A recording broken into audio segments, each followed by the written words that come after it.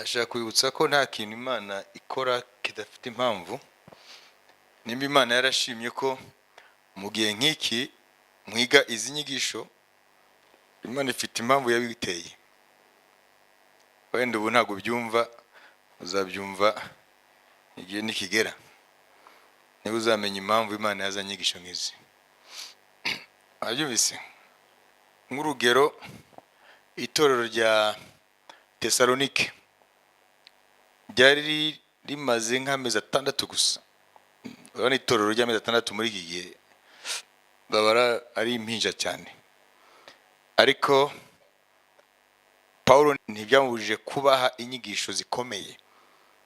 Na niho yababwiye buriya bwiru bw'impanda.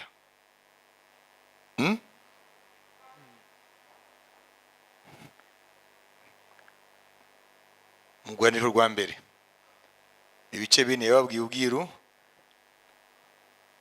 bw'ibyiringiro by'abakristo. Urwandiko rwa mbere Paulo yandikiye Abatesalonike ibice 4. Iyi ni impuguro gusa ntabwo turatangira. Abatesalonike ba mbere ibice 4 tujya tuhasoma buri gihe cyose kuva ku mwaka wa 13 kugeza kuri 18 kubyerekeye izuka ry'abapfuye. Hanyuma mu rwandiko rwa kabiri rwe ibice 2 niwe yababwiye ibya Antikristo. Bamaze igihe kingana iki?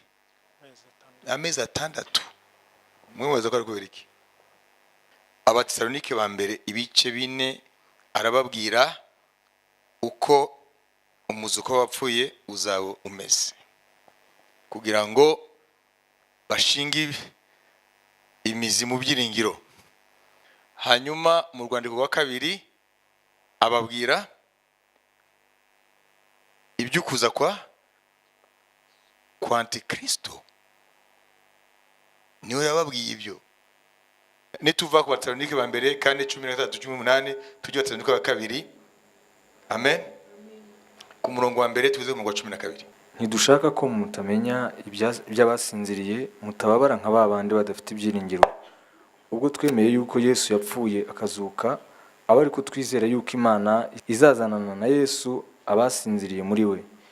Iki nicyo tubabwira tubwirijwe n'ijambo ry'umwami wacu, yuko twebwe abazaba bakiriho basigaye kugeza ku kuzuka k'umwami tutazabanziriza na hato abasinziriye.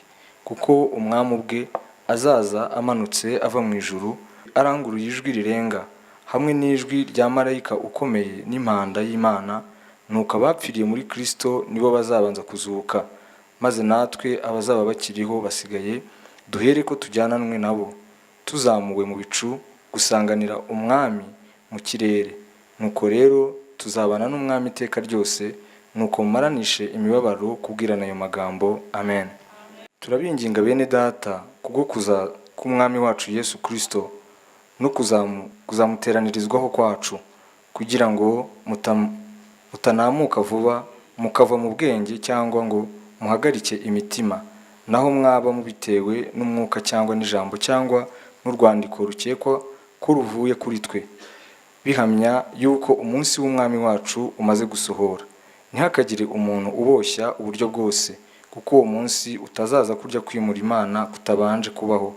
Kandi urya munyabugome atarahishurwa ari we mwana wo kurimbuka.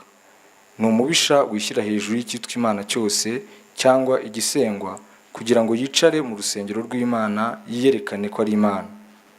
Nimwibuka yuko nababwiye ibyo nkiri kumwe namwe, kandi none muzi yuko ikimubuza ari ukugira ngo azahishurwe mu gihe cye, kuko amayoberane y'ubugome n'ubu atangiye gukora, ariko ntazahishurwa keretse uyabuza ubu akuweho.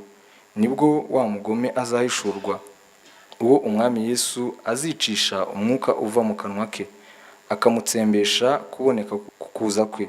Kuza k'uwo mugome kuri mu buryo bwo gukora kwa Satani gufite imbaraga zose n'ibimenyetso n'ibitangaza by'ibinyoma, n'ubuhenzi bwose bwo gukiranirwa kubarimbuka, kuko batemeye gukunda ukuri ngo bakizwe.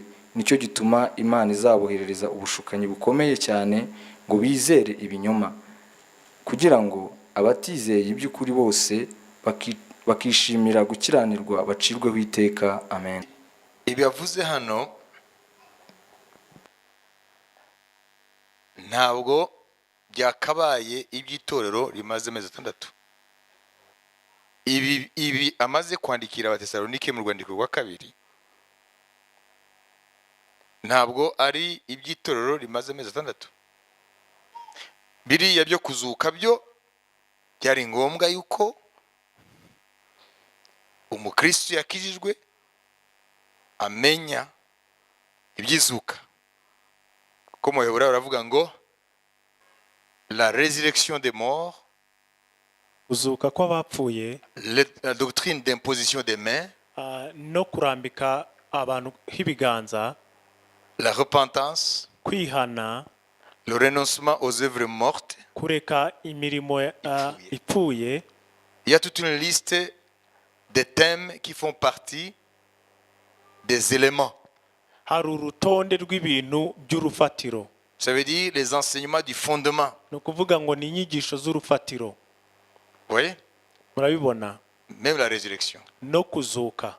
Mais quant à l'eschatologie, ariko kubijyanye ça veut dire les événements des temps de la fin. Kubijyanye n'ibihe by'imperuka, Les événements cyangwa se ibizakoreka mu gihe cy'imperuka, qu'on appelle en théologie l'eschatologie. bita muri théologie eschatologie. Ça fait partie de la nourriture solide. Biri mu biryo bikomeye. Vous comprenez? Murabyumva? Qui a compris?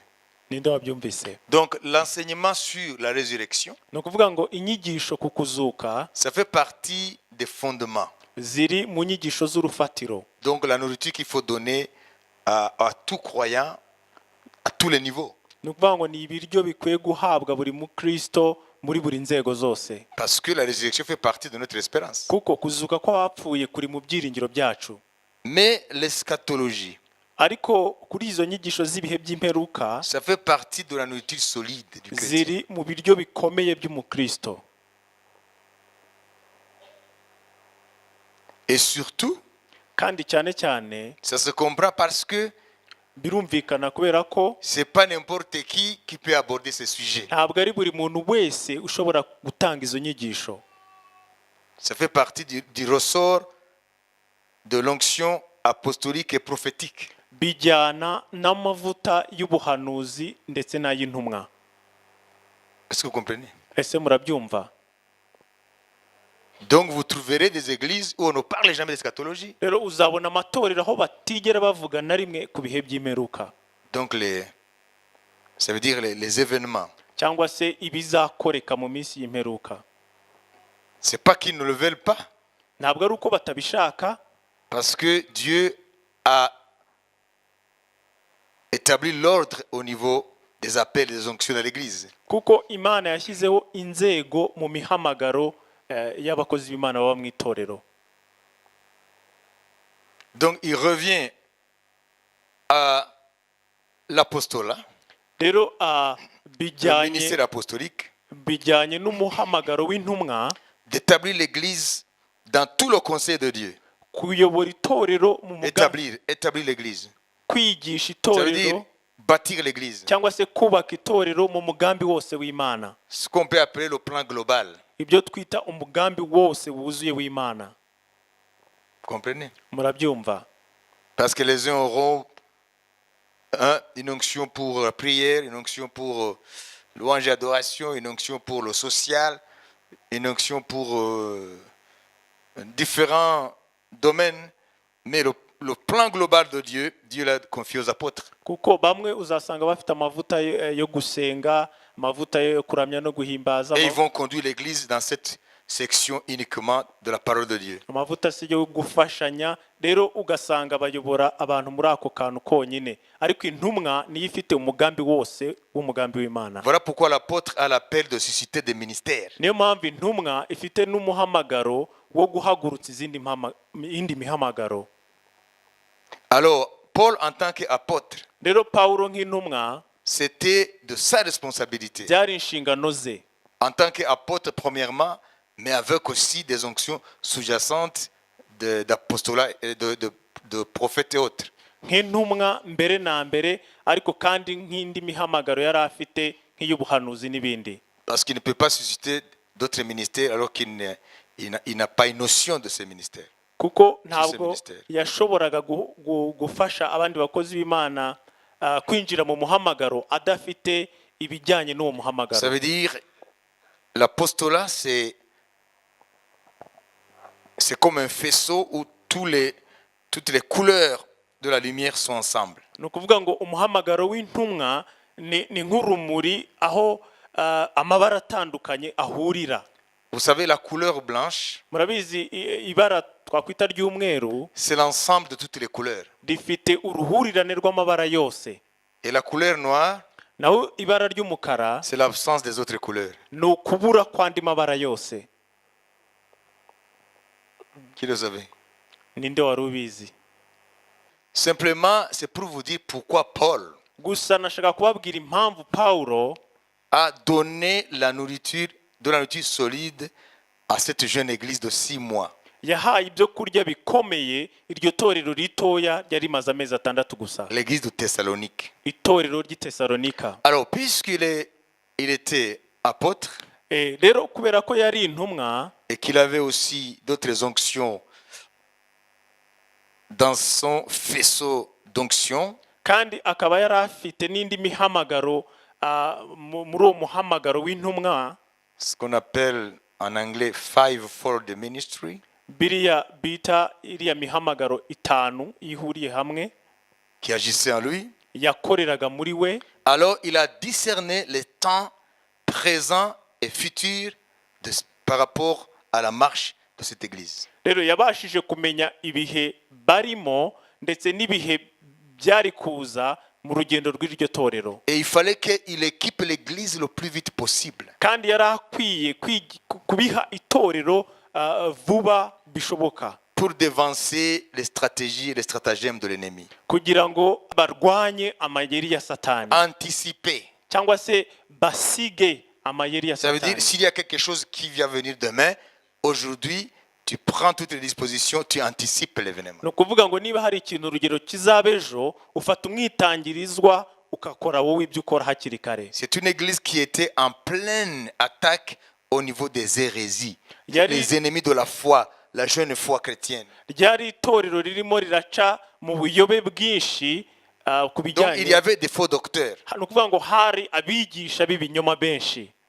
Donc il fallait équiper l'église. Rero iryo torero ryari rikenewe kwigishwa. Même dans les jours à venir, Ndetse no mu minsi yagombaga kuza, l'apôtre par l'esprit entrevoyait intumwa mu mwuka yarabibonaga ce qui va advenir ibizaba, pour détruire la foi qui a été plantée dans cette église. kugira ngo bisenye ukwizera kwari kwaratewe muri iryo torero. Donc il a fait sciemment.